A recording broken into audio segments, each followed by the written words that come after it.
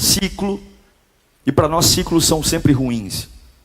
Os ciclos, eles vêm, se repetem, se repetem, se repetem, e quando a gente percebe, nós estamos morando dentro de um ciclo.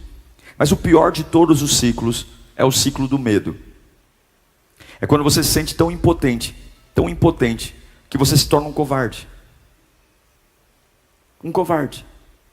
Eu posso ser servo de Deus e ser um covarde. Eu posso ler a Bíblia e ser um covarde. Mas não é que eu sou um covarde porque a minha natureza é covarde, mas é porque eu estou num ciclo de medo e não consigo quebrá-lo. As coisas vêm para mim e eu não consigo ver. As situações param na minha porta e eu não consigo vê-las, porque eu estou num ciclo de medo. Se tem um personagem na Bíblia que fala sobre medo, é Moisés. E eu espero que Deus fale com você nesta noite. Diz assim em Êxodo 4:1: Moisés respondeu: e se eles não acreditarem em mim? E nem quiserem me ouvir, e disserem: o Senhor não lhe apareceu. Então o Senhor lhe perguntou: que é isso em sua mão? Uma vara, respondeu ele. E disse o Senhor: jogue-a no chão. Moisés a jogou, e ela se transformou numa serpente. E Moisés fugiu dela. Mas o Senhor lhe disse: estenda a mão, pegue-a pela cauda. Moisés estendeu a mão, pegou a serpente, e esta transformou-se numa vara em sua mão. E disse o Senhor: isso é para que eles acreditem que o Deus dos seus antepassados, o Deus de Abraão, Isaque e Jacó, apareceu a você. Curve sua cabeça. Não pode ser mais um culto, não pode ser mais uma pregação. Você não pode estar acostumado com a igreja. Tem que ser uma voz que inflama o teu ser. Tem que ser uma voz que quebre as mentiras do diabo. Tem que ser uma voz que diga para você o caminho certo. Tem que ser uma voz que faça você ir embora desse culto dizendo: Deus falou comigo. Deus falou comigo. Deus falou comigo. Deus me pegou. Eu não sou mais o mesmo. Eu estou diferente. Eu vou chegar em casa hoje e vão olhar para mim e dizer: você está diferente. E você vai dizer: sim, eu carrego uma palavra. Senhor, fala conosco nesta noite. Quebra todos os embaraços, todas as distrações, tudo aquilo que esteja para roubar a tua voz, de cair numa terra fértil. Nós pedimos a tua direção. Venha sobre nós. Fale conosco, Senhor. É o teu nome, é o teu poder, é a tua graça. Quando Deus chama Moisés, no capítulo 3, Deus deixa muito claro o que vai fazer. Deus diz: eu vi a aflição do meu povo, eu vou descer, eu vou libertá-los, nem que eu tenha que destruir tudo no Egito. Eu vou mandar pragas e vou matar tudo que Faraó ama, até que liberte o meu povo. Lá no capítulo 3 ainda, Moisés diz: mas se perguntarem quem está mandando eu ir, quem é o Senhor? Ele vai dizer: você vai dizer para eles que eu sou o que eu sou. Mas ainda não bastava para Moisés. Alguma coisa estava no coração dele. E aí nasce o maior inimigo de um propósito, o maior inimigo de um avivamento, o maior inimigo de um progresso de uma família. E se? E se? Deus diz para Moisés: vai, arrebenta. E ele diz: e se não me escutarem? E se não acreditarem em mim?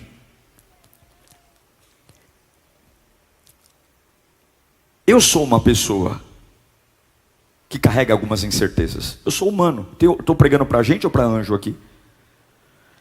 Eu me lembro quando a gente foi mudar para cá, eu pensei um monte de coisa. Eu pensei: e se o pessoal da Campanella não vier para cá? E se nós não tivermos entradas financeiras o suficiente para pagar as contas daqui? E se os voluntários não se adaptarem a essa nova igreja? E se a membresia achar que a Lírio mudou a essência? E se eu não conseguir pregar lá? E se a reforma não der certo? E se o bairro não nos aceitar? Havia ruídos de que o bairro queria um hospital aqui, que o bairro queria uma escola, e agora vem uma igreja. E se? E se? E se? Muitos momentos eu fui tomado por ICs. E o grande problema dos ICs é que se você fica perpetuando os ICs, é uma ferramenta poderosa para você deixar o diabo impedir de viver o que Deus tem para você. Se você fica dando ouvido aos ICs, você vai achatando o que Deus tem para você. É o que Moisés está fazendo. Deus disse, eu vou fazer. Deus não disse, eu estou pensando em fazer. Deus não disse, eu estou sentindo em fazer. Deus não disse, eu estou tendo uma ideia que talvez eu faça. Deus disse, eu vou fazer. Eu vou tirar o meu povo de lá. É uma decisão. E que eu saiba, Deus não muda de ideia. Deus está dizendo, eu vou fazer. E Moisés está dizendo, e se eles não me ouvirem?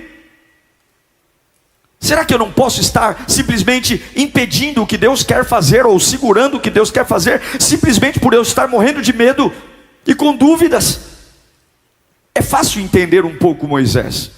Ele tem 80 anos de idade, do 0 aos 40, ele viveu no Egito, ele foi o príncipe do Egito. Ele viveu num palácio, ele viveu na alta corte, ele comeu das melhores especiarias, mas com 40 anos ele estava andando pelo palácio e pelo jardim do palácio, e ele viu um soldado egípcio bater num escravo hebreu. E ele toma uma decisão, ele mata o soldado egípcio. E a partir daquele momento ele tem que fugir, ele tem que ir embora. E de um príncipe do Egito ele vai parar em Midian, e ele agora é um pastor de ovelhas. E agora com 80 anos, 40 anos no anonimato, ele está andando, uma sarça pega fogo, e ele vê que a sarça não se consome. Deus o chama e fala, eu vou usar você. Mas não era usar para qualquer coisa, era usar para libertar um povo que estava escravo num país. Não era só chegar para o faraó e dizer, ei faraó, deixe os hebreus irem embora. Não, os hebreus eram a base da economia do Egito. O Egito vivia de mão de obra escrava. Não era só deixar os hebreus saírem, era destruir a economia de um país, e um faraó jamais iria permitir que seus escravos saíssem sem guerra.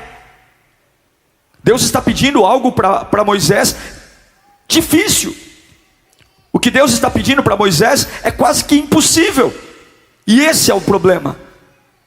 O medo gera ciclos, porque eu começo a dar a opinião daquilo que Deus pode fazer e daquilo que Deus não pode fazer, daquilo que é fácil e daquilo que não é fácil. De repente, se o meu ânimo combina, é de Deus. De repente, se não, não é de Deus. Nós não podemos deixar os ICs atrapalharem aquilo que Deus vai fazer, dizendo, isso não vai funcionar, isso não é para mim, isso não dá certo. Por quê? Olha a minha idade, olha a minha condição, olha o meu dinheiro.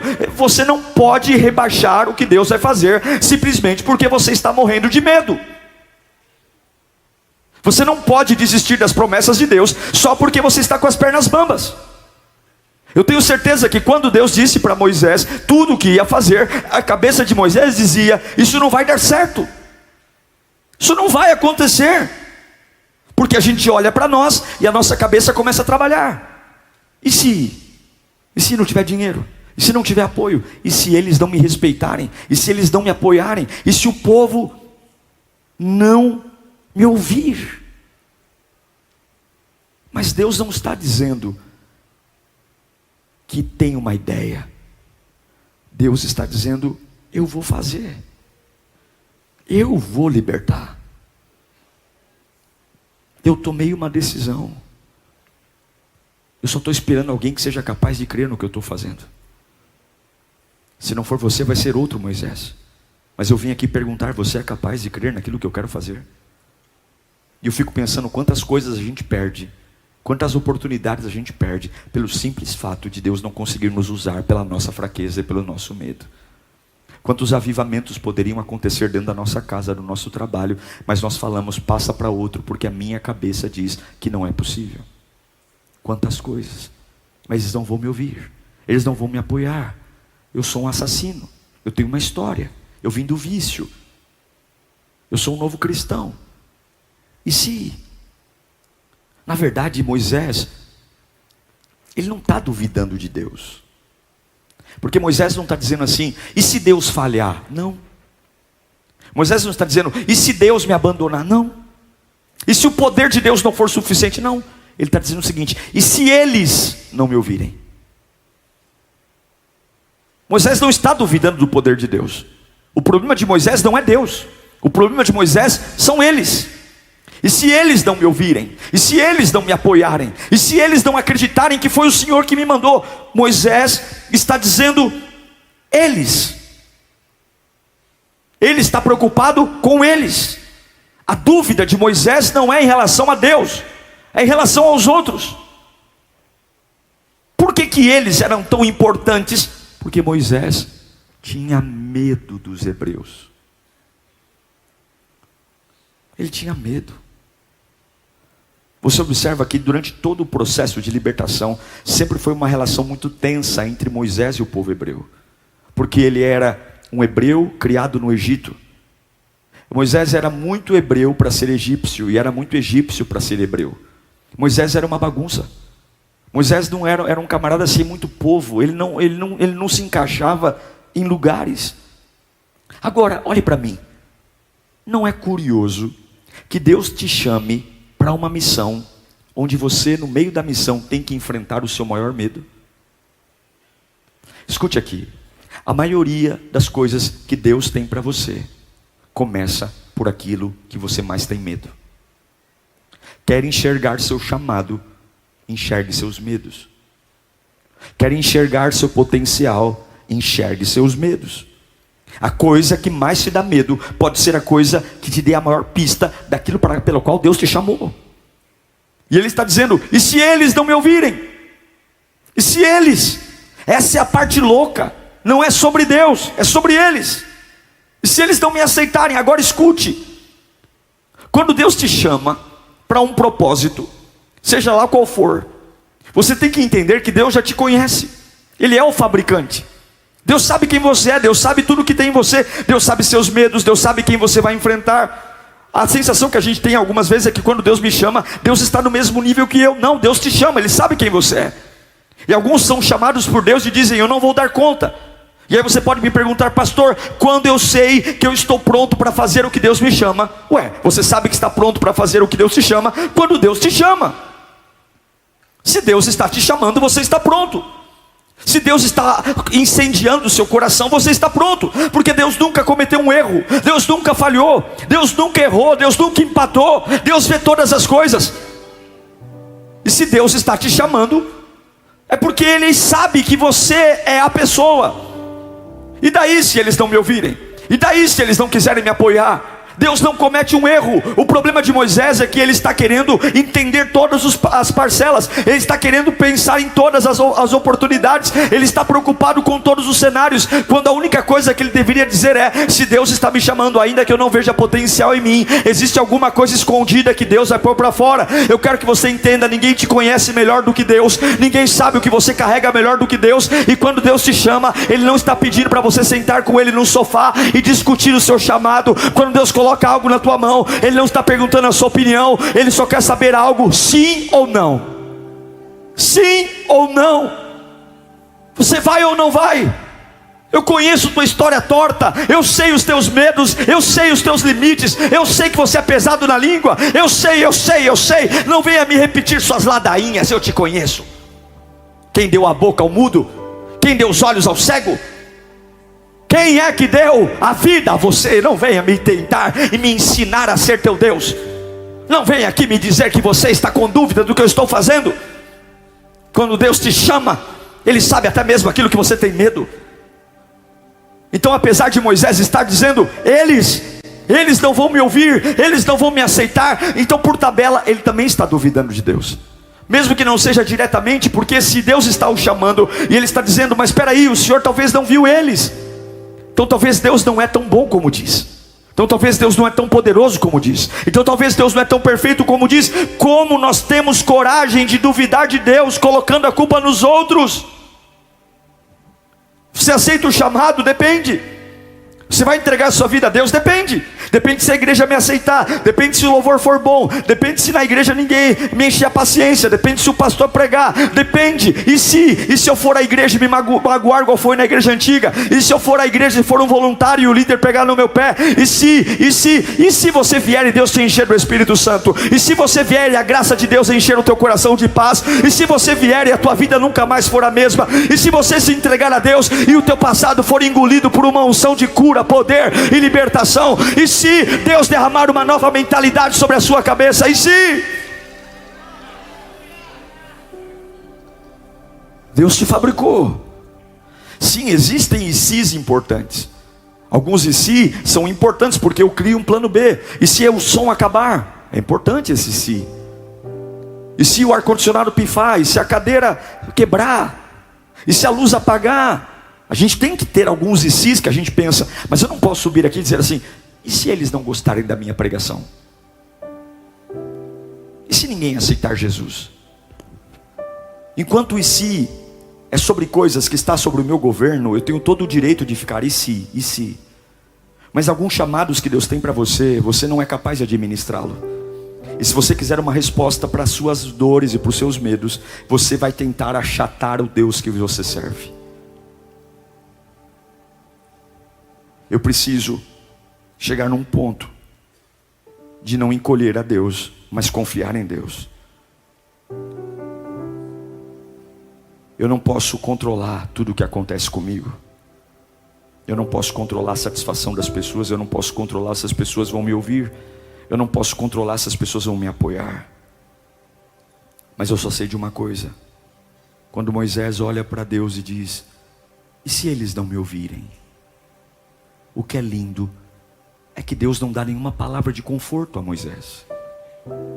Deus não diz para Moisés, vem aqui Moisés, eu vou te mostrar que você está enganado. Não, porque o medo de Moisés é real. As pessoas realmente não iam ouvi-lo. Deus não toca no assunto. Quando Moisés diz, eles não vão me ouvir, a única coisa que Deus diz é, o que você tem na mão?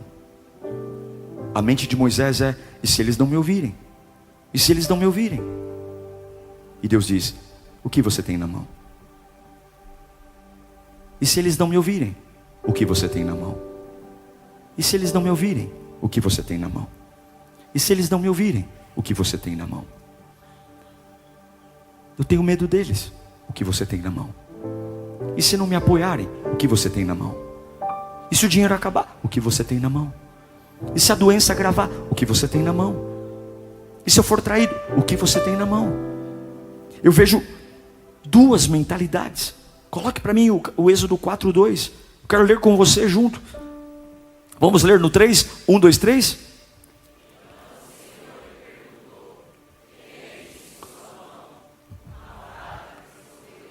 Então no versículo 1 de Êxodo 4, Moisés diz, e se eles não me ouvirem?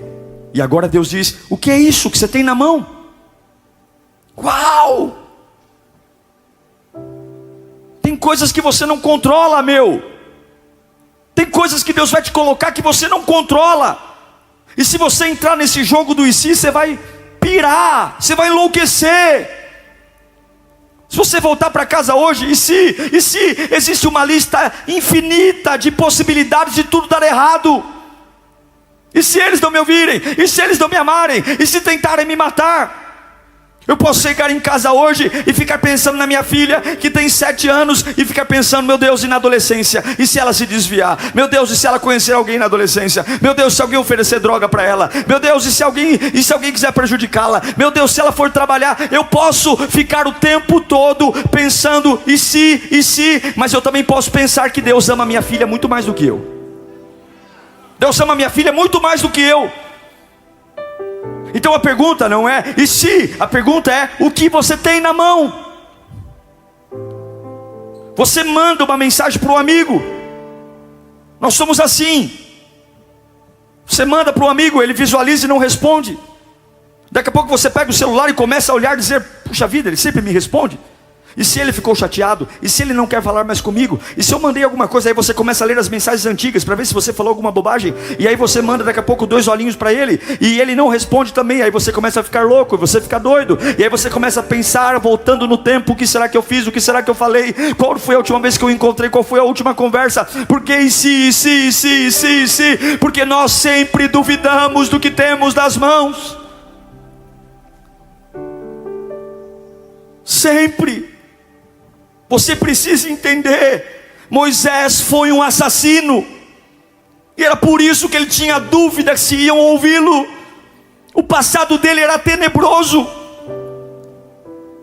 mas eu sei que sou capaz de fazer, porque Deus me chamou, e ponto final. Você pode ser esquecido por muitos, Você pode ter sido deixado por muitos, você pode ter sido o estranho da família, mas se Deus te chamou, e quando Deus te chama, você é capaz. Diga para o seu irmão: quando Deus te chama, você é capaz. Você é capaz quando Deus te chama. Quando Deus te chama, você pode ir. Quando Deus te chama, você pode orar. Quando Deus te chama, você pode profetizar. Quando Deus te chama. E Moisés está dizendo: e se eles não ouvirem? Se eles não ouvirem, Deus está dizendo: o que você tem nas mãos? O que você tem nas mãos?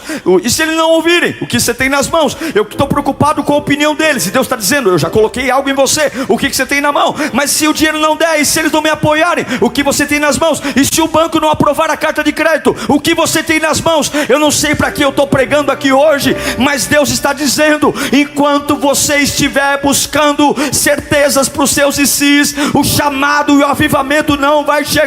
Não é em si, é o que você tem na mão. É o que você tem na mão. Por quê?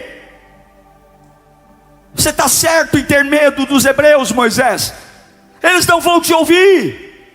Eu sei disso, e ainda assim eu estou te chamando. Eu sei que a sua casa é complicada. Eu sei que você é o único cristão da família. Mas ainda assim eu estou te chamando para um avivamento naquela família. Eu sei que lá só tem idólatras. Eu sei que lá as pessoas riem de você quando você vem à igreja. Eu sei que você é chacota do grupo do WhatsApp da família. Mas ainda assim eu tenho algo para revelar na sua vida. E ao invés de você ficar pensando: e se eu for para a igreja hoje, que piada vão fazer? E se eu for para a igreja hoje, será que a minha mãe vai me aceitar? E se eu for para a igreja hoje, será que vão rir da minha cara? E se eu for para a igreja hoje, Deus me tomar e me der tanta autoridade, que eu vou colocar os meus 2 pés em casa depois desse culto, e o demônio que mora lá dentro, e eu não estou falando de gente, estou falando de demônio mesmo, ele vai sair por uma porta, porque Deus me chamou. E se Ele me chamou, Ele me garante. Levanta a tua mão para cá. Você precisa quebrar o ciclo do medo. Você tem dito tanta bobagem a si mesmo. Você tem olhado para os outros e colocado na mão dos outros aquilo que Deus te chamou para fazer. Deus tem um compromisso com você. Deus não tem um compromisso com meia dúzia de pessoas. Deus não chamou uma multidão. Deus chamou um Abraão, um Moisés, um Elias, um Eliseu. Deus chamou você. Está na hora de parar de olhar para a opinião dos outros e começar a olhar para aquilo que você tem nas mãos e começar a dizer: não é em si, é o que é. Não é em si, não é. Eu não preciso ser amado, eu não preciso ser aceito, eu não preciso ser querido, eu só preciso dizer para aquele que me ama: conta comigo, porque eu vou fazer o que o Senhor me chamou para fazer. Eu vou fazer o que Deus me chamou para fazer. Eu vou fazer o que Deus me chamou para fazer. Eu vou fazer o que Deus me chamou para fazer. Eu vou fazer. Eu sou meio estranho, eu sou meio complicado, eu tenho um passado complicado, mas Deus me chamou para fazer. Não é o que eu acho, é o que Deus colocou na minha mão. É isso. É isso. Eu acho lindo que Deus não acalma Moisés. Deus não consola ele. Enquanto Moisés se vitimiza dizendo: eles não vão me ouvir, Deus ignora completamente isso. E Deus diz: o que você tem na mão.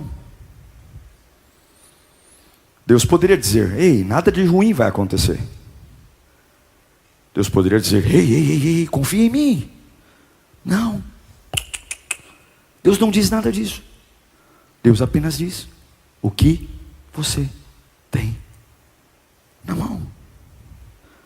E se eles não me ouvirem? O que você tem na mão?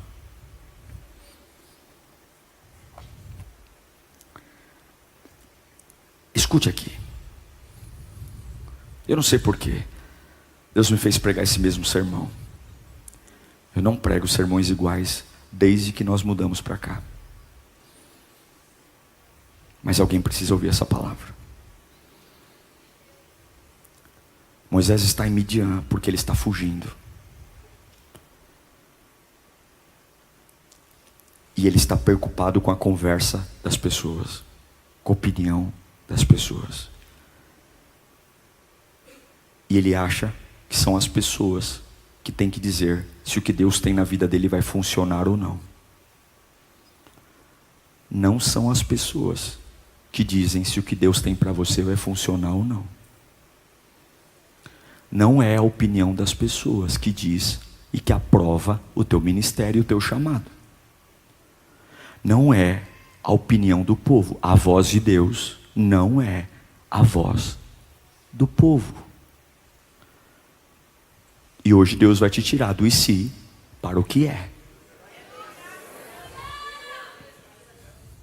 E se eles não me ouvirem, o que você tem na mão? E se eles não me ouvirem, o que você tem na mão? Percebe duas mentalidades? A mentalidade de Deus e a mentalidade de Moisés. Deus está mudando a sua mentalidade hoje. Eu não sei como é que você entrou aqui, mas você vai voltar para casa diferente. Eu não sei como é que você entrou, eu não sei como eram suas conversas antes desse culto, eu não sei mais ou menos e nem o que você vai fazer. Eu só sei de uma coisa: Deus vai mudar a sua mentalidade hoje. Deus vai mudar totalmente a sua mentalidade. Uma unção de ousadia vai descer sobre a sua vida.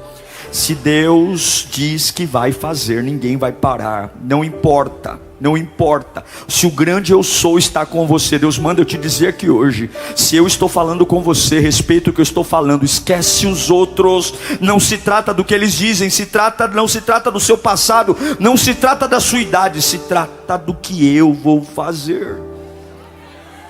Aí Deus diz: vou te fazer uma demonstração então, Moisés. O que você tem na mão? O que tem na mão de Moisés? Um cajado. O cajado era o seu trabalho.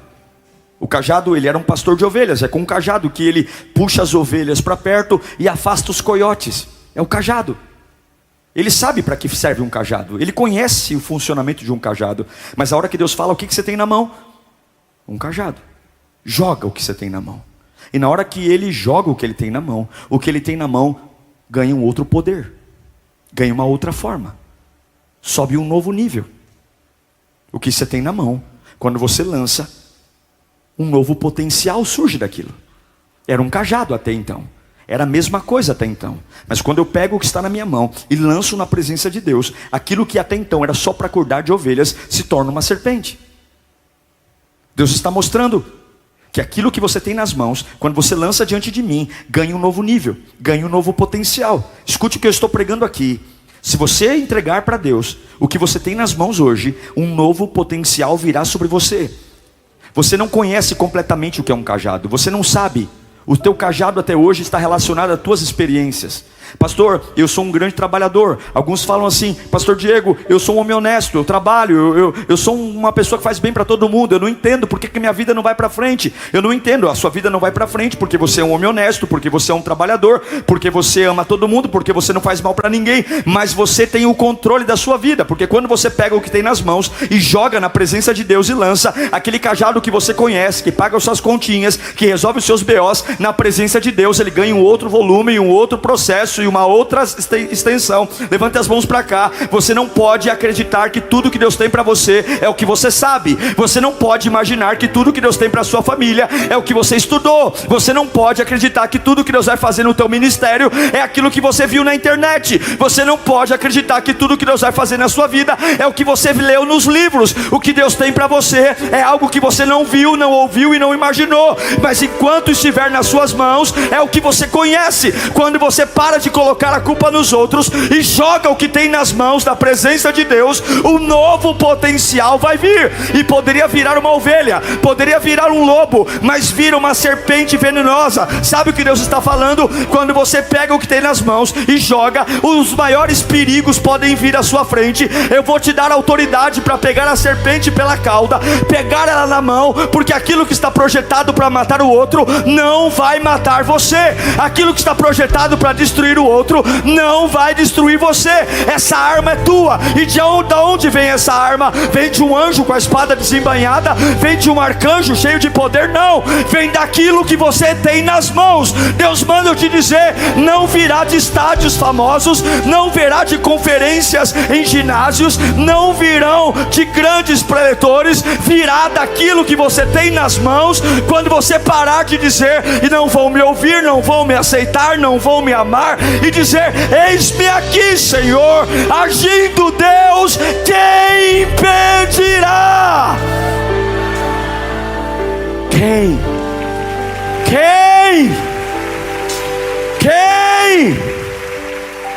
Querem me amar, me amem. Querem me odiar, me amem. Deus me chamou. Querem gostar de mim, gostem. Querem não gostar de mim, Deus me chamou. Querem lembrar do meu passado, lembrem, Deus me chamou. Querem falar dos meus erros, falem, Deus me chamou. Querem dizer que eu não sou tão bom como os outros, podem dizer, mas foi para mim que a sarça ardeu, foi para mim que ele apareceu, foi para mim que ele chamou. Eu sinto muito você, mas eu sei quem está falando comigo, e quem está falando comigo diz, é você, é você. Alguns aqui estão se escondendo, alguns aqui estão dizendo, eu vou entrar aqui na líria, eu vou ficar no cantinho, e eu quero entrar mudo e sair calado. E Deus manda eu te dizer, você não pode colocar seus medos sufocando o seu chamado. Eu escolhi você, algo muito maior do que você pensa e imagina. Eu sei que é muito drástico para sua mente, mas ao invés de entender, lança na minha presença o que eu coloquei nas tuas mãos. Há dons que você ainda não conhece, há chamados que você ainda não conhece. Você tem que largar. Quando Moisés entrega o que tem nas mãos, Deus entrega a Moisés o que Moisés não tem. Entregue a Deus. Entregue tudo a Deus. Entregue tudo. Diga para ele, eu não saio de casa sem o Senhor. Eu não vou esperar que as coisas fiquem melhores. Eu vou fazer. Eu vou conversar, eu vou fazer reuniões. Eu vou pegar o que eu tenho nas mãos, eu vou orar, eu vou agir. Eu não vou ficar vendo o meu tempo passar e eu num ciclo de medo. Eu não vou. Eu não vou deixar Deus chamar outro. Eu não vou perder essa oportunidade, porque Deus vai libertar os hebreus com você ou sem você. E se não for você, Ele vai atrás de outro.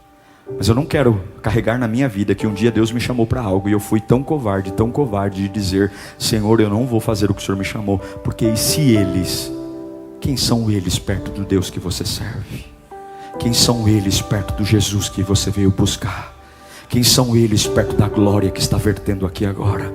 Quem são eles para dizer que você não pode quando Deus disse que você pode? Quem são eles para dizer que você não tem quando Deus disse que você tem? Quem são eles? Será que eles conhecem você mais do que o Deus que te trouxe aqui te conhece? Quem são eles para querer sufocar o teu chamado? Quem são eles para dizer que a sua oração não vale nada? Quem são eles para dizer que a sua intimidade com Deus é uma porcaria? Quem são eles? Deus está aqui olhando para você e dizendo, eu conheço teus podres, eu conheço o teu passado, eu conheço os teus limites, eu conheço tua família, eu conheço tua descendência, eu conheço o teu caráter, e ainda assim, xarabafá, ainda assim eu vim te buscar. Eu vim te buscar. O cajado nas mãos de Moisés é só um cajado. Mas quando ele lança, o cajado se torna outra coisa. É interessante observar que ao longo da vida de Moisés, o cajado vai tomando outras utilidades.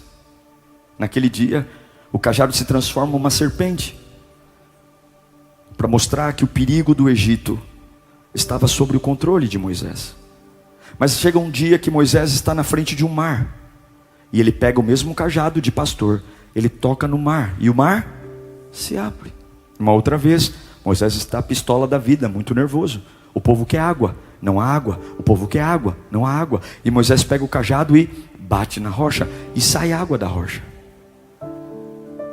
É interessante que conforme Moisés vai vivendo, os desafios vão chegando, e Deus não dá o potencial do cajado de uma vez. O potencial é dado de acordo com as batalhas que chegam. Esse é o nosso problema, nós estamos aqui e queremos antecipar o futuro. Então queremos que Deus nos dê hoje todo o potencial que eu preciso ao longo da minha vida. Deus vai te dar o pão do dia. Jesus diz, o pão de cada dia dai-nos hoje. Quando for necessário que o cajado abra o mar, ele terá o poder para abrir o mar. Mas até que seja necessário, ele não vai ter esse poder. Alguns estão sofrendo porque querem garantias. Se o Senhor está comigo, lembra de Gideão? Com o algodão, eu quero provas. Por que provas? Você não está vivo? Por que provas? O inimigo, você acha que ele está brincando de tentar te matar?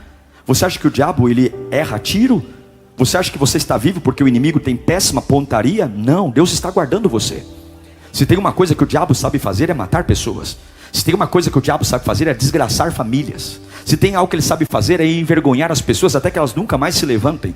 E se você está aqui hoje de pé, não é porque o diabo simplesmente ignora você, muito pelo contrário, você tem feito progressos. Você está aqui hoje porque há anjos acampados à sua direita, à sua esquerda, à sua frente, à sua retaguarda. E você está dizendo: Senhor, me dá mais poder. E Deus está dizendo: para que mais poder se você não sabe fazer nada com o poder que eu te dei? Para que você quer mais unção se você não sabe fazer nada com a unção que eu te dei? Comece a usar a unção que eu te dei para enfrentar o que está à sua frente hoje. E quando chegar um novo obstáculo, eu te darei mais poder. Não é te dar poder para você se vangloriar, é te dar poder para enfrentar as batalhas. Quando chegar de frente ao mar, você vai ter poder para abrir o mar. Quando chegar de frente a uma rocha para ter a água, você vai ter poder. Eu não sei para quem eu estou pregando aqui, mas Deus está dizendo: chega de conversa fiada, chega de me dar desculpas. Pegue o que eu coloquei na sua mão e libere o poder que está aí. Você precisa entender: o seu potencial não virá de uma única forma. Você tem que viver degrau por degrau. Não adianta você querer ser alguém que quer estrear na vida. Hoje, quando a gente fala de pregação, as pessoas logo querem começar pregando aqui. Não, você não começa pregando numa plataforma como essa. Você começa pregando dentro da tua casa. Você começa pregando para o teu vizinho. Você começa pregando num corredor de hospital. Você começa pregando com a tua vida. Porque a maior pregação não é abrir a Bíblia em João e pregar. A maior pregação é manter um nível de alegria quando todo mundo diz: agora ele quebra, agora ele vai parar, agora ele vai morrer, e o teu nível de alegria está lá. A maior pregação não é feita em palavras. A maior pregação é feita quando a minha alegria em Deus, ela simplesmente não oscila, seja no alto da montanha, no mais profundo vale. Ei, meu Deus do céu, você quer uma vida nova? Você quer um poder sendo liberado? Você quer ser alguém imparável? Comece a liberar o que Deus colocou nas suas mãos. Comece, pare de querer mais poder, libere o que Deus colocou na sua mão. Pare de querer mais poder, saia do futuro. Pare de imaginar o que os outros pensam. Pare de querer fazer projetos de 5 anos, 10 anos, 20 anos, e o teu agora. Eu não posso fazer nada porque e se? Eu não posso fazer nada porque e se? E se é o mesmo cajado que vai estar na tua mão, e eu vou dar escape para todas as situações. Eu quero mostrar para você que você pode ficar preso na sua própria cabeça. Você pode ficar preso na sua própria ideia idiota. Há pessoas que ficam presas no mesmo erro a vida toda. A vida toda. Cara, Deus já perdoou Moisés do assassinato que ele cometeu, mas Moisés ainda carrega a culpa de ser um assassino. Eu quero ler um texto, e eu vou te explicar, é um texto conhecidíssimo, o porquê que você fica preso no próprio erro a vida toda. O porquê que você fica preocupado com coisas o tempo todo. Por causa disso aqui, coloca aí Números capítulo 13, versículo 26. Caminhando para o encerramento. Preste atenção nesse texto. É um relatório de 12 espias da terra prometida. Mas tem algo que eu li nesse texto que eu nunca tinha me dado conta. Vamos à leitura. Eles então retornaram a Moisés e a Arão e a toda a comunidade de Israel em Cádiz, no deserto de Parã, onde prestaram relatório a eles e a toda a comunidade de Israel. Eles mostraram o fruto da terra e deram o seguinte relatório a Moisés: entramos na terra a qual você nos enviou, onde mana leite e mel. Aqui estão alguns frutos dela. Agora escute. Mas o povo que vive lá é poderoso, e as cidades são fortificadas e muito grandes. Também vimos descendentes de Enaque. Os amalequitas vivem no Neguebe, os hititas, os jebuseus, os amorreus vivem na região montanhosa, os cananeus vivem perto do mar, junto ao Jordão. Então Calebe fez calar o povo perante Moisés e disse: subamos e tomamos a posse da terra, é certo que venceremos. Mas os homens que tinham ido com ele disseram: não podemos atacar aquele povo, é mais forte do que nós. E eles espalharam entre os israelitas um relatório negativo acerca daquela terra, e disseram: a terra para a qual fomos emissão de reconhecimento devora os homens que vivem nela. Todos os que vimos são de grande estatura. Vimos também gigantes, descendentes de Enaque, diante de quem parecia o quê? Gafanhoto. Por conta dessa mentalidade, eles transformaram uma caminhada de 7 dias em 40 anos. Uma caminhada, 7 dias, se transformou 40 anos. Agora por quê? Você pode ler quantas vezes você quiser o relatório deles. Não existe a palavra Deus em nenhum lugar aqui. Não existe. nem Josué e Caleb falam sobre Deus. E é por isso que o relatório que predominou não foi o relatório de Josué e Caleb, foi o relatório dos 10 espias. Eles falam de todos. Vamos ler, está aqui, ó. Eles falam dos jebuseus, eles falam dos hititas, eles falam daqueles que moram no Negueb, eles falam que são gigantes, eles falam que tem poder, eles falam que consome todo mundo como um gafanhoto. Mas você não vê ninguém abrindo a boca, você não vê ninguém dizendo sobre Deus, sobre o poder de Deus, sobre a promessa de Deus. Você pode ler e reler quantas vezes quiser. Número 13, ninguém, nem Caleb, nem Josué, era só alguém levantar a mão e dizer: nós vamos ganhar essa parada porque Deus está conosco, nós vamos ganhar essa terra porque Deus disse. Não, eles falam de tudo menos de Deus. Não tem a palavra Deus. E esse é o motivo de 7 dias virarem 40 anos. Porque você está dizendo: e se a psicóloga não me ajudar? E se o remédio não fizer efeito? E se o meu amigo não me apoiar? E se o namoro desta vez não der certo? E se o banco falhar comigo? E em vez de você de falar tudo isso, dizer: Deus está comigo, eu creio no poder de Deus, Deus é maravilhoso. Onde Deus é considerado na sua vida? Você quer quebrar o ciclo do medo? Eu quero perguntar: quando é o fator que Deus entra em você? Quando é que você acorda pela manhã e diz: eu vou viver um dia incrível hoje, porque Deus está comigo? Isso basta. Eu não preciso olhar para o meu extrato bancário, eu não preciso saber o que está sendo postado na rede social, eu não preciso saber se alguém entrou na igreja ou saiu da igreja. Saber que Deus me prometeu e que Ele me chamou é a garantia de que eu não vou morrer, de que eu não vou quebrar, de que eu não vou sufocar, de que o inimigo não vai vencer, porque o meu Deus não perde nenhuma batalha. Ele é o que é, Ele é o Todo-Poderoso, Ele é o Príncipe da Paz, Ele é o Emanuel, Ele é o Deus conosco. Pode aquecer a fornalha 7 vezes mais, pode deixar os leões sem comer um mês. Se Ele disse que eu vou viver, eu vou viver. Eu não sei para que eu estou pregando aqui, mas Deus está mandando eu dizer: onde eu estou na sua vida? Você está preocupado com os ICs, e se eles não me olharem, e se eles não me amarem, e se eles não me derem oportunidade? E Deus está perguntando: o que é que você tem nas mãos? Eu posso pensar: e se eu morrer? E se eu quebrar? E se Deus me der algo para falar? E se Deus me der uma fraqueza para mostrar a força dele? E se Deus souber coisas que eu não sei? E se Deus está vendo algo que eu não consigo ver? E se Deus está me segurando no momento porque o que Ele tem para mim eu não sei, e se eu fizer eu vou estragar? E se Deus está no meu e se? Apenas querendo que ao invés de discutir com Ele, eu faça, eu adore. Eu quero encerrar essa mensagem dizendo: o ciclo do medo está aí. Eu não quero viver a minha vida inteira. Esse ano eu faço 40 anos. Eu não sei o que Deus tem para mim, mas eu não quero morrer pensando no que eu poderia ser. Eu não quero que as pessoas estejam no meu velório e me chamem de guerreiro. Eu não quero ser um guerreiro, eu quero ser um vencedor. Eu não quero ser um cara que só se esforçou, tentou. Não. Eu quero olhar para o meu Deus e dizer: Senhor, eu tinha muitos medos, muitas dúvidas, muitas coisas na minha alma, mas o que o Senhor colocou nas minhas mãos, eu coloquei na sua presença. Talvez eu não vou orar como Billy Graham, talvez eu não vou pregar como T.D. Jakes, talvez eu não vou ser um vendedor de livros como Rick Warren, talvez eu não vou ser, mas aquilo que o Senhor colocou nas minhas mãos, eu quero fazer o meu melhor.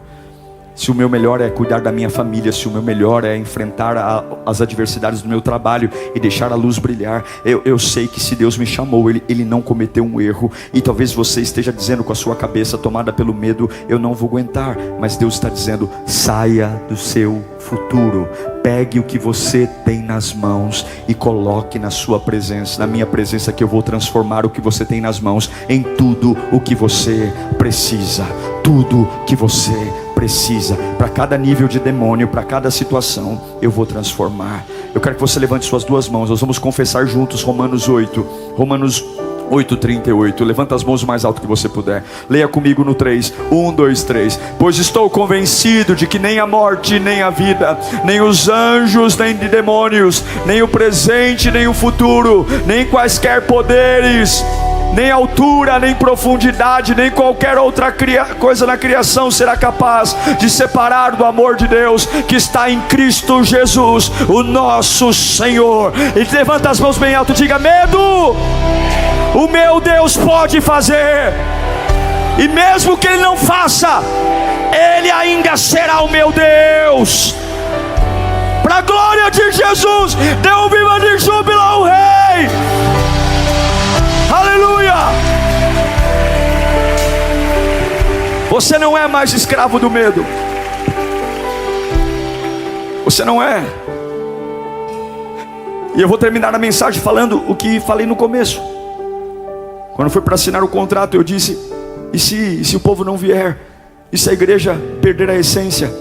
E se a gente não se adaptar? E se nós não tivermos dinheiro para pagar os fornecedores? E se os dizimistas não dizimarem? Mas hoje eu digo: e se Deus tem um novo tempo de salvação? E se Deus tem um novo tempo de avivamento? E se Deus tem um novo tempo de cura para o bairro do Jardim Eliã? E se Deus tem um avivamento reservado para essa geração? E se Deus vai levantar uma geração tão poderosa, tão poderosa? Eu não tenho ouro, eu não tenho prata, mas o que eu tenho eu dou. Em nome de Jesus Cristo, os caídos se levantem. E se o meu e se for Deus na minha vida, e se o meu e se for a revelação do Evangelho, eu tenho medo, mas eu sei que a voz de Deus é maior que o meu medo. Eu tenho dúvidas, mas eu sei que a voz de Deus é maior que as minhas dúvidas. E do alto da tua cabeça hoje, a planta dos teus pés, uma unção de Deus está sendo liberada aqui. Como eu creio nisso, como eu creio nisso, como eu creio nisso, como eu creio nisso, como eu creio que Deus te pega pela mão direita. Feche os olhos. Como eu creio que Deus te pega hoje. Você entrou com a alma aqui hoje preocupada, e se eles, e Deus está dizendo: hoje eu vou pegar o que você tem na mão. Se você confiar em mim, eu sei que os seus medos são verdadeiros, eu sei que os seus medos são reais, mas ainda assim eu estou te chamando. Você é perfeito para aquilo que eu vou fazer, você é perfeito para aquilo que eu vou gerar. Você não pode duvidar do que eu estou falando. Eu tenho pressa, Moisés, eu preciso responder ao clamor do meu povo, e Deus está dizendo: eu vou usar você para ser resposta na vida de muita gente. Você que está dizendo não, Deus está dizendo: olhe para mim, olhe para mim, olhe para mim.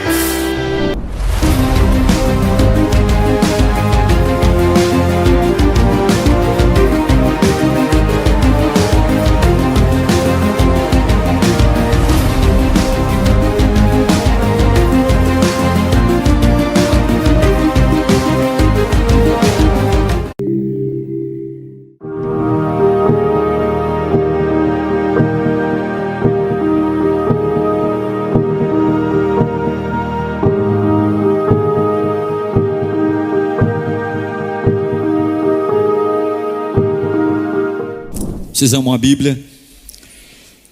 Abra comigo então em Romanos capítulo 8. Antes de pregar, eu queria aquecer um pouco esse ambiente. Eu quero declarar que hoje você vai andar em direção à sua cura nessa noite. Eu sou crente há muitos anos, e para mim todo culto é um grande culto. Não importa quem vai pregar, não importa o que aconteça, se Jesus está num lugar, o lugar é especial. E Jesus está aqui, meu irmão. Jesus pode tocar em você a partir desse instante. Ele pode aquecer a sua alma. Ele pode mudar a sua cabeça. Ele pode mudar tudo em você. E você pode repetir comigo agora: hoje eu vou andar até sentir a glória de Deus. Diga: hoje eu vou crer, porque sairei desse culto tomado da glória de Deus. Quantos querem a glória de Deus nesse dia? Eu quero também. Romanos 8, verso 1 e 2 diz assim, um texto conhecidíssimo: portanto, agora já não há condenação para os que estão em Cristo Jesus, porque em Cristo Jesus a lei do Espírito da vida libertou você da lei do pecado e da morte.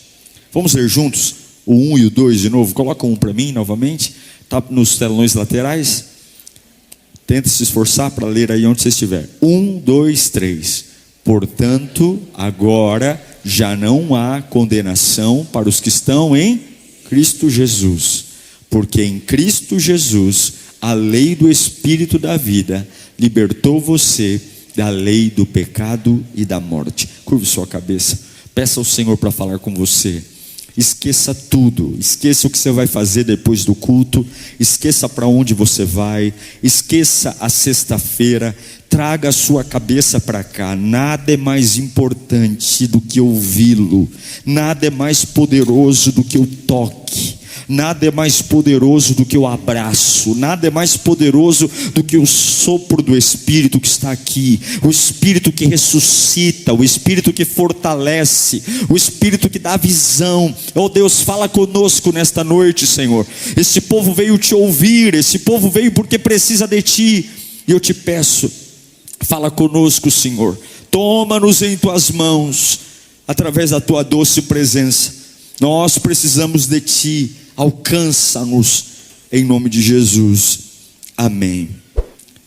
Esse é um texto muito conhecido, e quando nós falamos sobre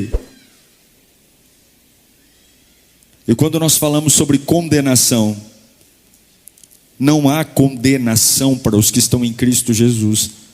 A gente sempre pensa em alguém falando mal da gente, e Jesus aparecendo na frente dizendo: ei, não fale mal dele, porque ele está em mim. Esse texto é muito mais profundo do que ser defendido de calúnia, ser defendido de mentira. Essa condenação é uma prisão. Essa condenação, ela é um lugar horrível, um lugar onde a gente entra e não tem como sair de lá, só por conta de Cristo. Paulo escreve essa carta a Roma, e Roma era uma cidade de extremos. De um lado havia poder, muito pecado, luxúria, e do outro lado uma miséria, uma religiosidade e uma idolatria enorme. Roma era uma bagunça, e essa bagunça não é muito diferente de nós hoje. Somos uma miscelânea. Parte de nós tem fé, parte de nós crê em Deus, mas parte de nós é idólatra. Parte de nós quer uma vida com Deus, mas não quer abrir mão dos prazeres da carne. Parte de nós, quando está diante de Deus, chora como uma torneira aberta, mas quando se afasta do ambiente sacro, vive uma vida de pecado e poder. Roma era a capital do império. É em Roma o centro da filosofia, o centro das vozes, mas um lugar de confusão, um lugar de opressão, um lugar de mentira. E é no meio desse caos que Deus levanta o apóstolo Paulo para liberar uma palavra que ecoa sobre a igreja no mundo até os dias de hoje. Não há condenação para os que estão em Cristo Jesus. E por meio de Jesus, a lei do Espírito te liberta da lei da morte. O que Paulo está dizendo é: existe uma maldição que prende em vocês de uma culpa, uma maldição que prende em vocês sobre um peso do pecado, o peso da escravidão. Mas se vocês entrarem no ambiente de Cristo, toda essa cadeia de destruição vai cair por terra, e vocês se tornarão livres. Há uma nova lei, um novo código, e ele chama esse código de Espírito da vida, Espírito de Deus. Mas o que ele está dizendo é que essa nova fase de sair de uma vida condenada para uma vida livre, não é sobre a sua condição, mas é sobre a sua posição. Olha, a sua condição não importa. Cada um de nós aqui chegou com uma condição. Uns tiveram um dia maravilhoso, outros estão vivendo um inferno. Uns aqui estão vivendo a melhor fase das suas vidas, tudo está dando certo, as portas se abrem. Outros nem sequer respiram direito, e é uma bomba atrás da outra. É o WhatsApp com uma bomba, é o e-mail com uma outra bomba. Mas Paulo está dizendo que o que muda a vida de um homem não é a sua condição, mas é a sua posição, é onde eu estou, é como eu vivo, que define se eu estou debaixo de uma condenação, ou se eu estou debaixo do Espírito da vida. É a minha posição. Muitos cristãos hoje vivem como derrotados, mas não porque o diabo é forte, não porque a macumba foi forte, não porque o invejoso está me perseguindo, mas porque eles não sabem onde estão. E eu pergunto: você sabe onde está? Você sabe onde você está? E eu não estou falando de estar sentado e me ouvindo aqui agora, estou falando da sua vida, estou falando do que rege a sua cabeça, o seu coração, principalmente quando você está num ambiente distante da casa de Deus. Você sabe onde você está posicionado? Quem é que alimenta a sua vida? Porque quando você entende qual é a sua posição, nada te abala. Eu fico vendo pessoas que se ofendem o tempo todo, que se magoam, que o tempo todo estão em crise, repensando tudo, qualquer voz contrária, qualquer opinião de crítica, qualquer coisa, faz essa pessoa desmontar. E Paulo está dizendo: em Cristo não há condenação para quem está em Cristo, para quem está selado em Cristo, uma vida escondida em Cristo, uma vida apoiada em Cristo. Paulo está dizendo: há uma blindagem espiritual, há uma força para quem está em Cristo. Agora escute: se o inferno quiser te alcançar e você estiver em Cristo, primeiro o inferno tem que atravessar o sangue de Jesus. E para atravessar o sangue de Jesus é outra parada. Para atravessar o sangue de Jesus é outra coisa. Paulo está dizendo para uma cidade pecaminosa, uma cidade suja, aqueles que estão em Cristo, não há condenação. Agora tem uma diferença.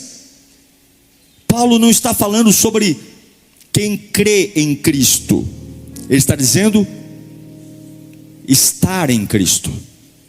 Existe uma diferença entre acreditar em Jesus e estar em Jesus. A maioria de nós acredita em Jesus, acredita que Ele é o Filho de Deus. Agora está chegando o Natal, os shoppings estão lotados de árvore de Natal, e vira e mexe você acha ali um presépio, vira e mexe você acha alguma coisinha que lembra Jesus, porque o Papai Noel toma conta de tudo, mas alguns lembram ainda de Jesus. Mas Paulo não diz que se você crê em Jesus não há condenação, não é isso que Paulo diz. Paulo diz: se você estiver em Jesus.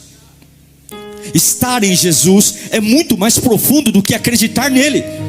Eu sei que você acredita nele, eu sei que você o ama, eu sei que você canta músicas quando está no carro, eu sei que você lê a Bíblia de vez em quando, eu sei que quando o calo aperta você corre para a igreja.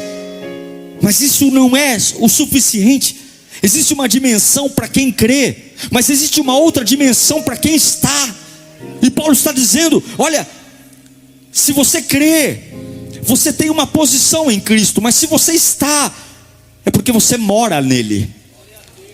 Quem crê, crê de vez em quando. Quem crê, crê quando lembra. Quem crê, crê quando o calo aperta. Mas quem está, mora em Jesus, vive em Jesus.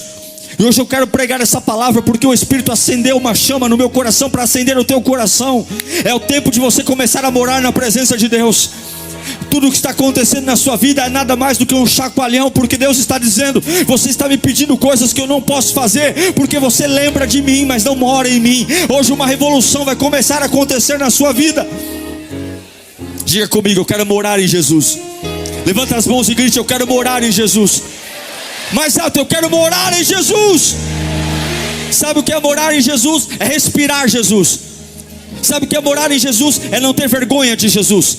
Sabe o que é morar em Jesus? É assinar uma coisa e antes de assinar, falar com Ele primeiro. Sabe o que é morar em Jesus? É falar para Ele: a minha vida vai ser para glorificar o Teu nome. Sabe o que é morar em Jesus? É não fazer nada que Ele não participe. Sabe o que é morar em Jesus? É saber que Ele é o combustível que me conduz todos os dias. E eu quero ver o diabo tocar em quem mora em Jesus. O diabo pode tocar em quem crê, mas não pode tocar em quem mora. O diabo pode tocar em quem crê, mas não pode tocar em quem mora. E eu vou morar em Cristo Jesus. Eu vou morar em Cristo Jesus. Paulo está dizendo: não há condenação para aqueles que estão em Cristo. Não é quem crê, é quem está. Repita comigo: eu moro em Cristo, eu respiro em Cristo, eu existo em Cristo. E no versículo 2 de Romanos 8, ele vai dizer: pela lei do Espírito da vida em Cristo, Jesus te libertou da lei do pecado e da morte. Ou seja, há uma lei mais alta operando sobre você. Se eu moro em Jesus, a lei do pecado e da morte vai ser engolida pela lei do Espírito da vida. Se eu mudo a minha posição, se Jesus não é só um lugar que eu visito, que eu canto de quinta e domingo, se Jesus não é só alguém que eu falo que amo, mas eu moro nele com atitudes de morar nele, a Bíblia diz que uma lei vai ser engolida por outra. A lei da morte vai ser destruída pela lei do Espírito da vida. E eu sei que tem gente aqui presa em vício, não larga o vício, não consegue parar de fumar, beber, cheirar. Tem gente aqui que não consegue parar de ser ansioso, o tempo todo ansioso, nervoso, treme, baba, faz bobagem, se precipita, compra o que não precisa, namora com quem não é para namorar porque está carente, vive debaixo de rejeição, vive o inferno, não dorme, não consegue descansar. E Jesus está dizendo: eu te chamei para andar na tua posição, e a tua posição é morar em mim. Porque se você morar em mim, eu recupero a tua autoridade. Se você morar em mim, eu devolvo a tua autoridade. A autoridade para dizer não vou, a autoridade para dizer não quero, a autoridade para dizer não é a hora, a autoridade para dizer aonde havia pecado vai superabundar a graça de Deus. Eu quero liberar uma palavra no mundo espiritual, que a culpa que atormenta a tua vida vai cair por terra hoje. A cadeia que prende a tua alma vai cair por terra hoje. O grilhão que prende as tuas emoções vai cair por terra hoje.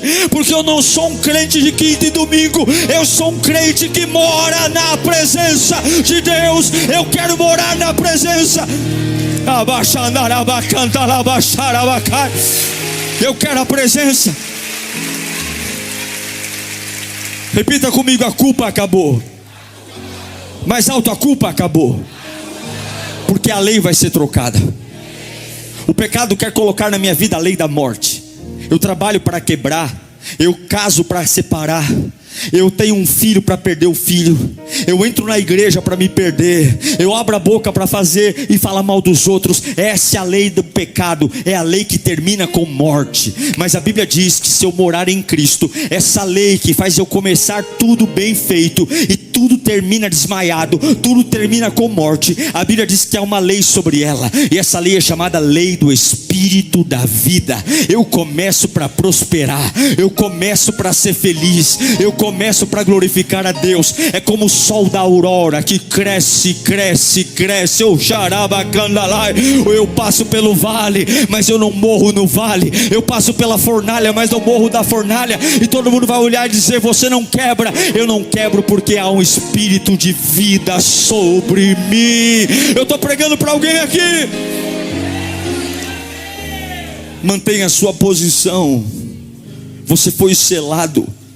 Deus está falando com você, não sei se você está entendendo. Ele está dizendo para você: coloque a sua posição diante de mim. Não há maldição, não tem feitiço que pare você, não tem demônio. Se você estiver debaixo da presença de Deus, se Jesus Cristo for um lugar que você mora, meu irmão, não tem demônio, não tem inveja. Olha, pode fazer uma arapuca que for, você simplesmente vai se soltar disso como se fosse uma linha fina. Porque não tem como parar um homem que entende que debaixo da lei do Espírito da vida você se torna filho de Deus, filha de Deus. Se você é filho, você vence. Agora tem algo importante. Paulo vai dizer em Romanos 8, que aquele que está debaixo do Espírito da vida, ele se torna filho de Deus. Filho.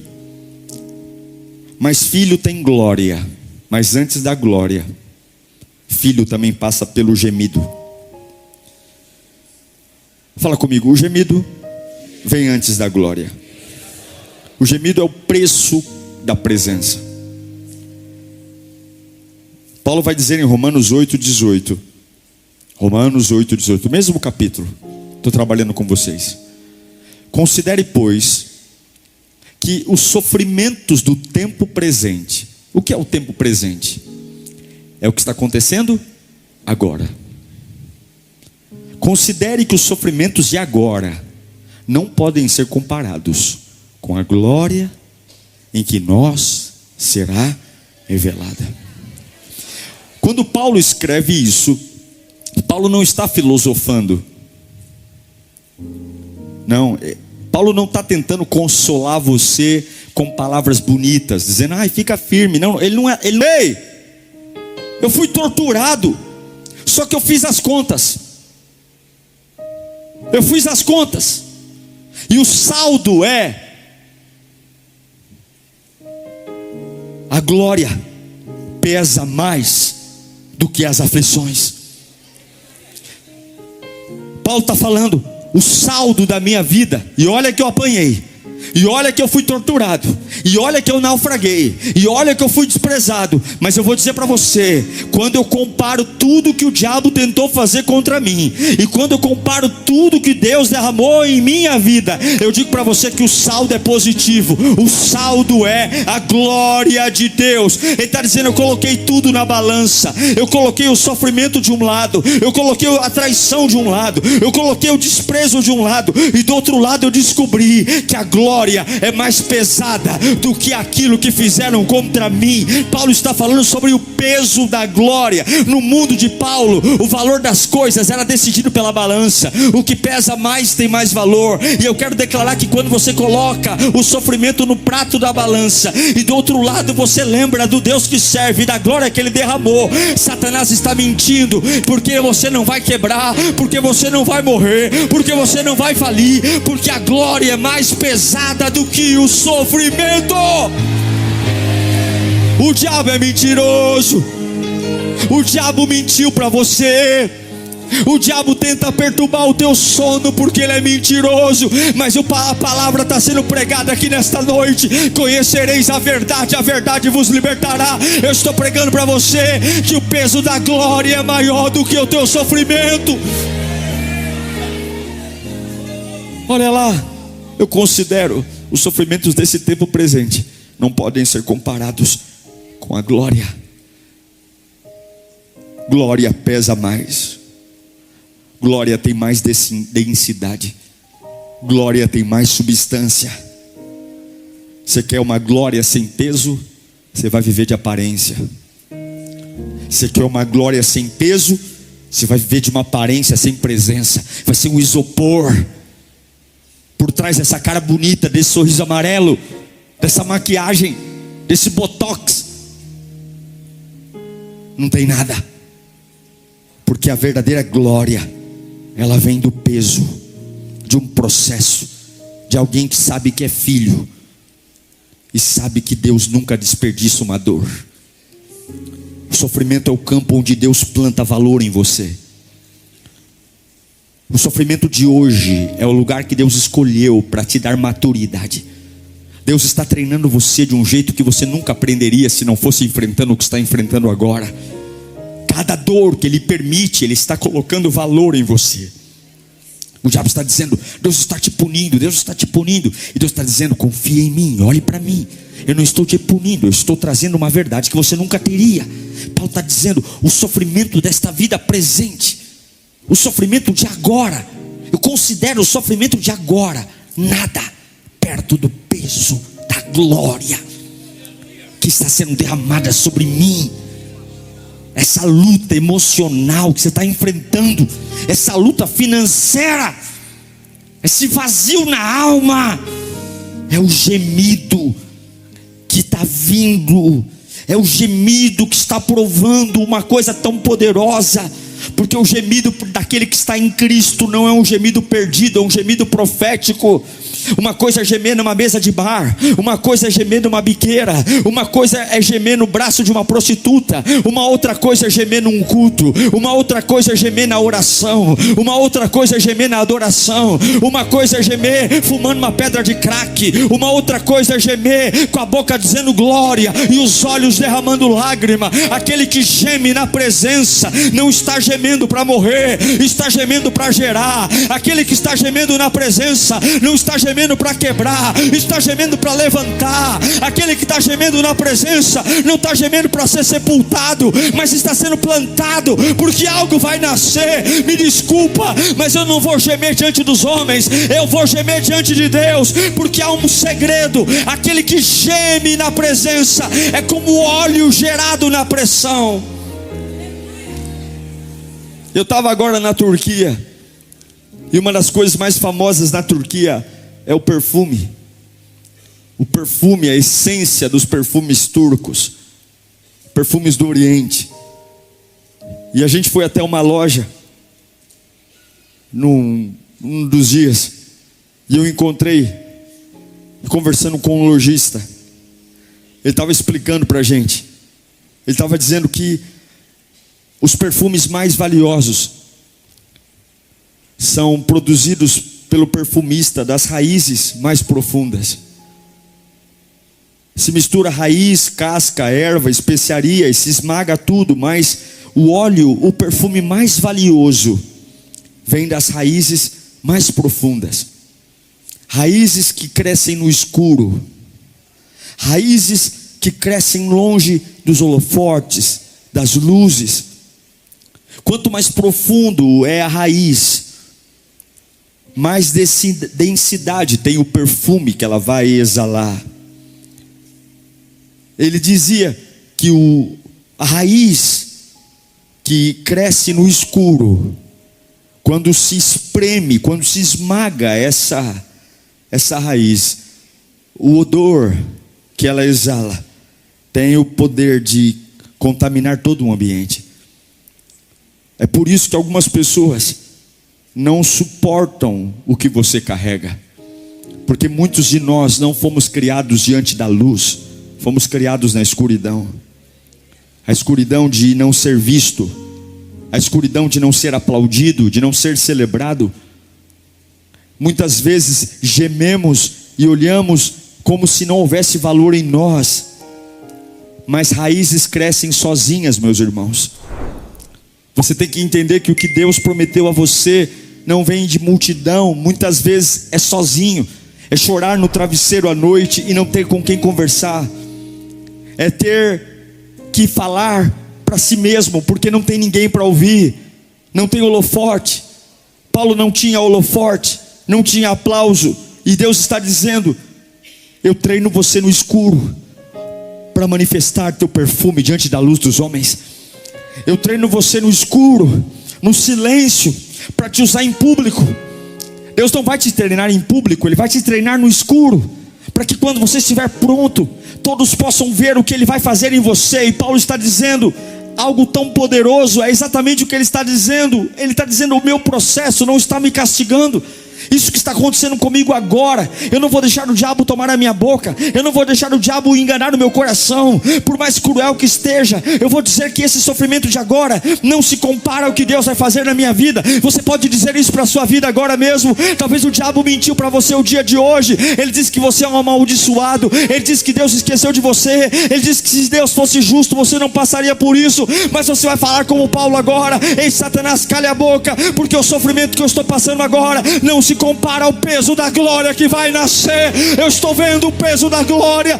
Eu sou uma raiz profunda que ninguém nota, que ninguém vê, mas a hora que o Senhor me tirar da escuridão, a hora que Ele me espremer, eu vou exalar o bom perfume de Cristo por onde eu passar. Levanta a tua mão para cá. Deus está dizendo: suporta o dia de hoje, porque há uma glória chegando sobre você. Suporta o dia de hoje. Suporta o dia de hoje. Suporta o dia de hoje. Abaxandere. Eu não sei para que eu estou pregando, mas Deus manda dizer: não é um castigo, é um processo. Eu não sei para que eu estou pregando, mas Deus está dizendo: não é um castigo, é um laboratório. Eu estou preparando você para a glória. A dor sempre é pior à noite. Parece que à noite as pernas doem mais. Parece que à noite a cabeça dói mais. Parece que à noite o corpo sente tudo. À noite tudo fica mais pesado. E Paulo diz no versículo 22 que a criação geme. Existem 3 vezes no capítulo 8 a palavra gemido. E ele vai dizer: pois sabemos que toda a criação geme em conjunto, como se sofresse dores de parto até agora. Paulo está dizendo que há um gemido. E esse gemido não é um gemido de alguém que está morrendo, mas é um gemido de alguém que está tentando empurrar algo para fora. Ele vai dizer que é um gemido da criação, como se estivesse tendo contrações, dores de parto. Há uma dor que você está passando, e essa dor é uma gestação espiritual. Sim, há algo para nascer de você. Vai nascer. Essa fase não é perdida. Jesus está dizendo: ei, para de crer em mim, mora em mim. E aí você vai dizer: nossa, pastor, eu estou tentando morar em Deus, mas há dores, há gemidos. E ele está dizendo: esse gemido não é um gemido de morte. Esse gemido é um gemido de empurrar algo para fora, algo que não viria normalmente, algo que está saindo de dentro de você, algo que eu plantei em você. E quando Deus planta algo em você, ninguém pode impedir isso de nascer.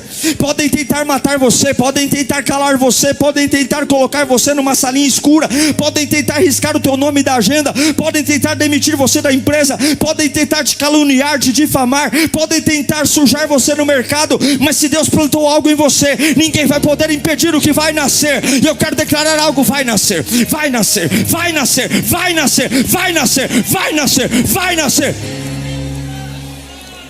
Há um gemido, há um gemido. No versículo 6 do capítulo 8 diz que há uma mentalidade da carne. A mentalidade da carne conduz a... leia comigo, está aparecendo aí na tela, no lateral, 1, 2, 3.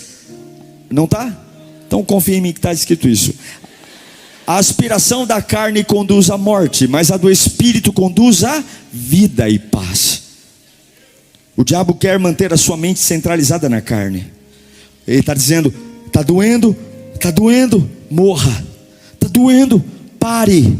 Está doendo, é infidelidade de Deus. Está doendo, não. Está doendo, é dor de parto. Mas eu vou sobreviver, porque o que estou vivendo agora não se compara à glória que está para vir.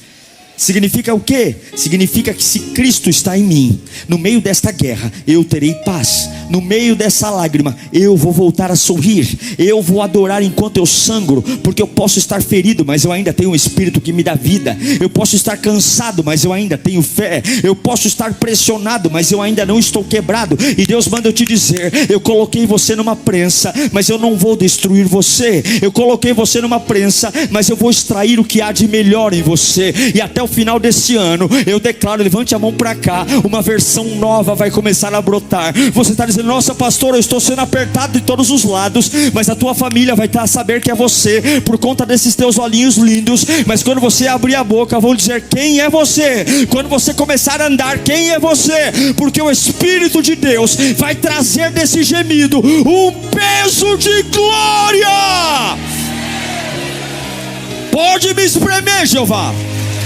Pode me espremer, Jeová. Pode me espremer. Pare de amaldiçoar a prensa. Pare de amaldiçoar a prensa. Pare de amaldiçoar a prensa. Adore na prensa. Pare de amaldiçoar. Não fuja da dor, aprenda com ela. Não amaldiçoe a noite, brilhe na noite. Diga: obrigado pela prensa, Senhor. Porque aquilo que o diabo chamou de fim, Deus está chamando de começo. Aquilo que o diabo chama de sofrimento, Deus está dizendo que é óleo. Adore na prensa. Você não tem como fugir mais. Paulo está dizendo: não há condenação para quem está em Cristo. E a lei muda. Do sofrimento vem a unção. Do escuro vem a glória. Do gemido vem o milagre. E agora a gente entende que o sofrimento é uma semente. Eu digo para você que teve dias que eu não amei, mas hoje eu entendi a importância de cada um deles.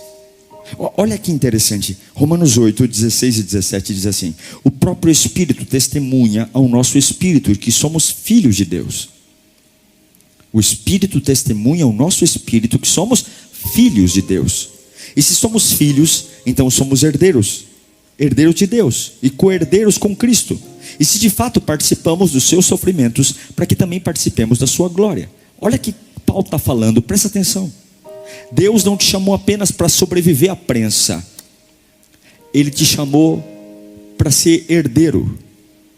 Herdeiro de Deus e co-herdeiro com Cristo. Você sabe o que significa co-herdeiro? Significa que você tem o mesmo direito que Jesus tem. Significa que se Jesus ressuscitou, você também tem o direito de ressuscitar. É isso que Paulo está dizendo. Se você é filho, herdeiro e co-herdeiro, significa que se você estiver em Cristo, o Espírito de Jesus se manifesta em você. Mesmo quando o pecado te acusa, o Espírito falará mais alto. Mesmo quando os homens se levantam contra você para te envergonhar, o Espírito te lembrará que você é filho de Deus. Você não é um bastardo, você não é uma porcaria, você é um filho, você pertence a um pai, você carrega o nome de uma família real, você tem um DNA do céu. E eu sei que para muita gente isso é balela, mas eu estou pregando para quem crê na Bíblia, eu estou pregando para quem crê no Espírito, eu estou pregando para alguém que sabe que não será destruído por nada e ninguém, eu estou pregando para alguém que não tem medo, porque Paulo está dizendo: se somos filhos de Deus, então somos herdeiros e co-herdeiros com Cristo. Paulo está dizendo que tudo que Cristo viveu, eu também vou viver. Jesus foi exaltado e você foi incluído nessa exaltação. Jesus ressuscitou e você foi incluído nessa ressurreição. Jesus venceu a morte e você também vencerá a morte. Repita comigo: eu não sou um mendigo de bênção, eu sou herdeiro de uma promessa. Levanta a mão e grita: eu não sou mendigo de bênção, eu sou herdeiro de uma promessa. Herdeiro. Agora escute aqui. Paulo vai dizer que se de fato participamos dos sofrimentos de Cristo, existe uma condição para ser herdeiro de Deus e co-herdeiro de Cristo. Não é cantar, e aqui eu encerro. Não é cantar, não é dizer glória e aleluia. Não. É como se Paulo falasse: ei, você quer reinar? Você quer ter o direito de ter o que Cristo tem? Então você precisa, se de fato participamos dos sofrimentos de Cristo. Paulo está dizendo que há um tipo de glória que só vem depois da dor. Há um tipo de unção que só é liberada depois da renúncia. Há uma autoridade que só é conquistada depois que você entende que participar do sofrimento de Cristo não é algo que eu viva obrigado, mas eu escolho participar. No mundo, sofrer é perda. No mundo, doença é cilada e sentença de morte. No mundo, desemprego é maldição. Mas a Bíblia diz que se você participar do sofrimento de Cristo, significa que se você sofrer sem perder a presença de Cristo, se você enfrentar o teu dia de hoje sem largar a tua fé, Deus vai usar esse sofrimento para gerar um óleo em você. O que o mundo chama de tragédia, Deus chama de treinamento. O que as pessoas chamam de azar, Deus está chamando de estrutura. E o inferno não entende porque você ainda adora, mas o céu sabe que você hoje está aprendendo que quando você participa dos sofrimentos de Cristo, você está acumulando herança de filho de Deus e co-herdeiro de Cristo. Eu não sei para que eu estou pregando, mas esse culto vai levantar você, não porque eu estou pregando, mas porque Jesus está aqui. Você vai sair desse culto renovado, e você vai agradecer por cada capeta que está indo em tua direção. Você vai agradecer por cada porta fechada. Você vai agradecer por cada contrato que não assinou. Você vai agradecer por tudo que está acontecendo nesse dia da tua vida. Você vai agradecer por cada situação angustiante, porque o peso de glória está sendo derramado sobre você. Você vai participar com Cristo. Você vai abraçar Jesus e vai dizer: Jesus, está difícil, mas de ti eu não largo. Jesus, está difícil, mas de ti eu não largo. Eu adoro mesmo gemendo, eu vou adorar mesmo sangrando. Eu não vou fugir da cruz, porque eu sei que depois da cruz vem a coroa. Há um gemido da criação. Há um gemido. O gemido é a linguagem. Eu quero ler rapidinho o versículo 22, 23 e 26. Sabemos que toda a criação geme até agora com dores de parto.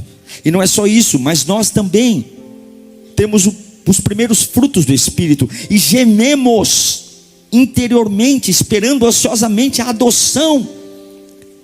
Então a criação geme, o homem geme, mas não é só a criação e o homem que geme. No versículo 26 diz que o Espírito intercede por nós com gemidos. A criação está gemendo por um nascimento.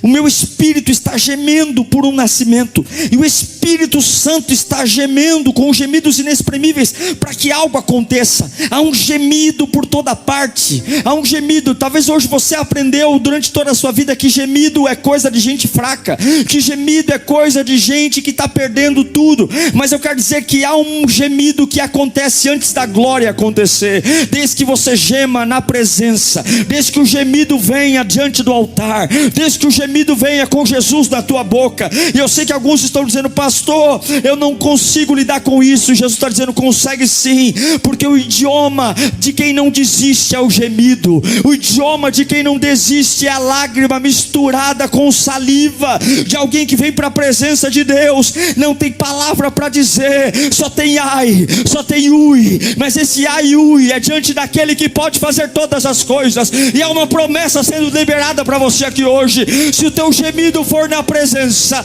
esse gemido não é o fim, esse gemido é o começo. Você acha apenas que está chorando, mas o céu não vê um choro, o céu vê uma intercessão. Você apenas acha que é um contorcionismo, mas não é um contorcionismo, é uma intercessão, porque o Espírito também está gemendo.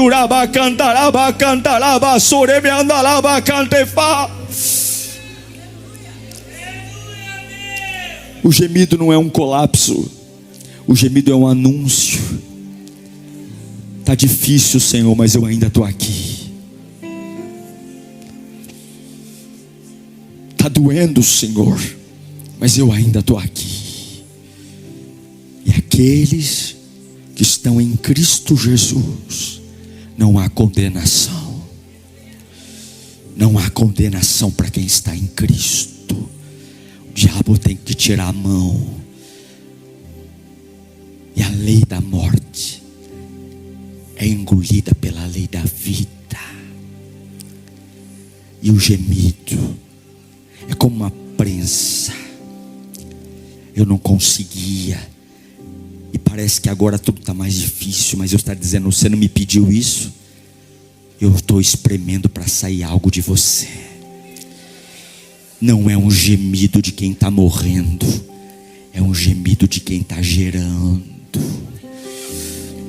São contrações. São contrações. É um gemido de quem vai colocar algo para fora. Algo está nascendo. Algo está nascendo. E hoje você vai voltar para casa dizendo: tudo que eu estou vivendo agora não se compara ao que eu vou viver na presença dele. Tudo que eu estou vivendo agora. É por isso que eu não desanimo, porque o meu gemido não é um desistir. O meu gemido é uma anunciação de que eu dependo do Senhor. Fecha os teus olhos. A glória de Deus está se movendo aqui. E eu sei que tem gente aqui dizendo: pastor, eu só tenho vontade de gemer. Eu não tenho vontade de voltar para casa. Eu não tenho vontade de trabalhar amanhã. Mas eu vim para esse culto, pastor, porque eu nem sabia para onde ir. E Jesus mandou te dizer: não luta contra o processo, não. Não luta contra isso, não. E não cala o gemido, porque sou eu que estou te provocando.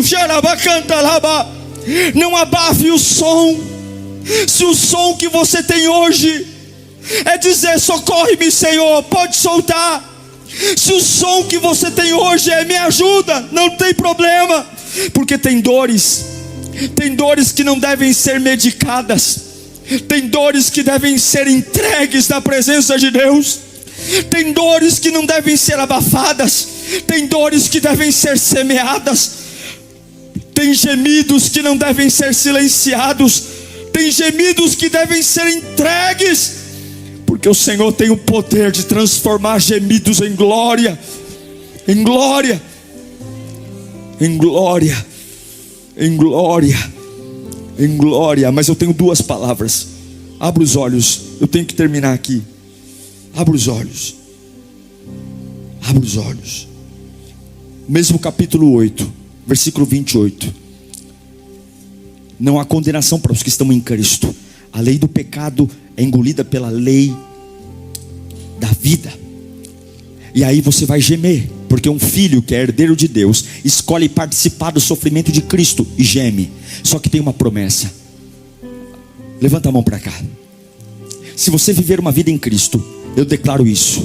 Romanos 8, 28. Sabemos que todas as coisas cooperam juntamente para o bem daqueles que amam a Deus, dos que foram chamados de acordo com o seu propósito. Se tem algo que me faz ficar feliz, se tem algo que me faz ficar animado, é esse versículo, porque a Bíblia diz que o bem e o mal, o claro e o escuro, o dia e a noite, se eu morar em Jesus, tudo isso vai trabalhar para o meu bem. Até o diabo vai trabalhar para o meu bem, até a macumba vai trabalhar para o meu bem. Se tem algo que me anima, é que até a arapuca que montaram contra mim vai trabalhar para o meu bem. Até o golpista que quer tirar tudo que eu tenho vai trabalhar para o meu bem. Deus está costurando tudo para o seu bem. Se você aprender a estar na presença dele, se você aprender a morar na presença dele, tudo vai cooperar para o teu bem. E ele está dizendo aqui hoje para você algo tão poderoso, porque ele termina o capítulo 8 lendo o versículo 39. Levanta a mão mais uma vez só e eu quero dizer, repita comigo: porque nem altura, nem profundidade, nem ninguém em toda a criação será capaz de nos separar do amor de Deus que está em Cristo Jesus, o nosso Senhor. Sabe o que ele está dizendo? Eu moro em Cristo e ninguém me tira daqui. Eu moro em Cristo e ninguém me tira daqui. Ninguém me tira daqui. Ninguém me tira daqui. Ninguém. Eu quero agradecer a Deus por cada processo da minha vida. Eu quero agradecer a Deus por cada punhalada que eu tomei. Eu quero agradecer a Deus por cada porta fechada. Eu quero agradecer a Deus por cada veneno que me deram para tomar. Eu quero agradecer a Deus por cada calúnia, por cada difamação. Eu quero agradecer a Deus por cada trapaça. Eu quero agradecer pelos amigos e pelos inimigos. Eu quero agradecer a Deus pelo dia que estava bom. Eu quero agradecer pelo dia que estava mal. Eu quero agradecer pelo dia e pela noite, porque em todas as coisas eu sou mais do que vencedor. E hoje eu entrego a Deus o que eu sou. Eu entrego a Deus o meu hoje. Você vai entregar a Deus o seu hoje. Fica de pé.